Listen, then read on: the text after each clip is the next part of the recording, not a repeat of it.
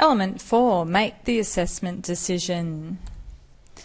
So, to reach the performance criterion 4.1, which is examine collected evidence and evaluate it to ensure that it reflects the evidence required to demonstrate competence, we're going to go on an RPL journey now, a recognised prior learning consideration of the evidence, and also with the credit transfer, which is part of that process as well. So, step 1, the application gets made by the candidate. Perhaps it's a telephone inquiry generated from the website, or perhaps it's an electronic submission where they've actually downloaded the RPL tool and done a self-assessment and started to fill out the documentation. Whichever way, the applicant has made the application. You are all considering the RPL process, so even though you've commenced the course, this is probably the stage now this week where you'll be downloading your own RPL tool and looking at what sort of evidence you want to submit. The beauty that you have is that you now know how to use a training package to meet your own needs. You fully understand about performance criterion, critical aspects of the evidence, all of the components. So you are completely able to, right now, even without the assistance of these narrated lectures, to put some arguments forward for any RPL. You're actually in a position now where you could just pick up and design training or assessments around this course in Certificate 4 in Training and Assessment, because you know how to use a training package, and that's why week after week after week we've broken it all down by each performance criterion. So, of course, we'll give you some assistance along the way as well. Now, the evidence is collected through the application form, which is the RPL tool, and you would submit with that any previous qualifications or statements of attainment for direct credit transfer. So any previous qualifications would have to be nationally recognised training, part of the vet sector.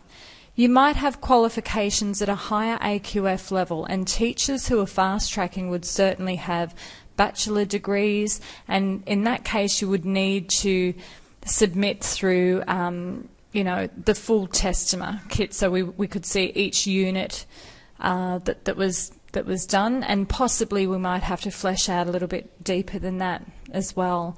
But that would probably be able to be tackled with some direct questioning.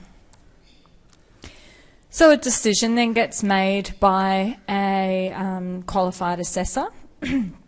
And depending on the RTO you work for, you'd have to look closely at the RTO's policy for validating RPLs. Here at Evoke, we will run any RPL through a validation process. So that's where more than one assessor will consider whether they've met all of the holistic requirements to have their previous training, previous vocational competency recognised. And at the end of that process, the candidate gets issued, if they're competent, with a statement of attainment for the unit that they've been successful at, or the full qualification if they've been able to provide recognised prior learning for all of the components holistically, over 10 of the modules in this case for a Certificate 4 in Training and Assessment. A lot of times though, there's a need to combine RPL with some training. That's where, you know, there's not full enough evidence there, or sufficient enough evidence to demonstrate that they would be reliably competent. And they'd be getting an NYC and not yet competent, and there'd be some gap training. So we evaluate evidence, making judgments based on the assessment of available evidence. So this is where it's all done in consultation with the candidate. You know, it's not a stock standard form, you must supply this and you must supply that. That's not the whole philosophy of VET. So, you know, you need to see the styles of evidence that the candidate can be providing. And you need to be looking at the available evidence according to the principles of assessment. So, will the evidence that they're supplying reflect current industry practice? How recent is it? You know, is it recent enough to reflect currency? Will it meet the required AQF level? Are they showing you information that their boss supplied? Or is this evidence of them thinking and operating and decision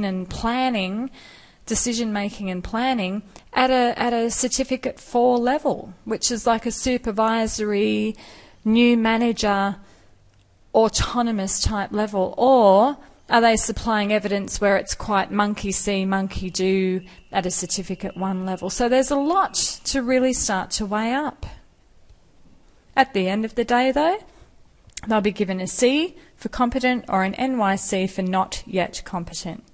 And the purpose of that is, it's not just write, fail, take your money and run, you'll never get the statement of attainment or qualification.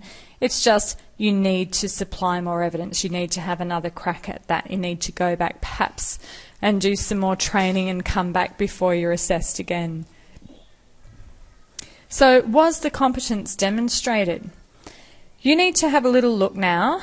Open up this document here, which is a recognised prior learning. It's a very rough draft, and it is filled with holes on purpose, so you can start to analyse and understand.